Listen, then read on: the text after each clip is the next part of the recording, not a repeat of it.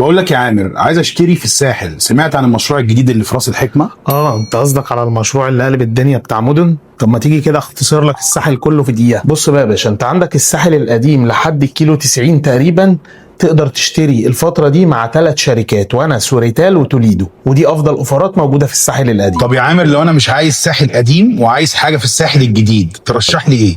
طيب بص يا باشا، انت عندك مدينة العلمين من اول الكيلو 100 تقريبا لحد الكيلو 120. من بعد الكيلو 120 عندك تحديدا في منطقة سيدي عبد الرحمن هتلاقي في مشروع لشركة سيراك، مشروع شماسي تقدر تشتري فيه. بعد منطقة سيدي عبد الرحمن عندك منطقة الضبعة، تقدر تشتري في مشروع دوز تابع لشركة أكام، وتقدر تقسط فيه لحد 10 سنين. ميزة كمان ان الشاطئ بتاعهم كله ثالث منطقة بقى معاك، وهي منطقة راس الحكمة. طبعا مدن الإماراتية هيكون اختيار كويس جدا، بس أنا شايف ان صراحة أسعاره أوفر شوية. علشان كده عندك بقى مشروع سي شور لهايد بورك، تقدر تشتري فيه وتقدر تقسط فيه لحد كمان 8 سنين. عندك بقى في منطقة سيدي حنيش مشروعين مميزين جدا لشركة سكاي أبو ظبي، ومشروع جميلة لشركة نيو جيرسي. الأوفرين مميزين وتقدر تقسط فيهم لحد 10 سنين، وتقدر تستلم فيهم كمان متشطب، بس جميلة هيدي لك عرض شاطئ اكبر.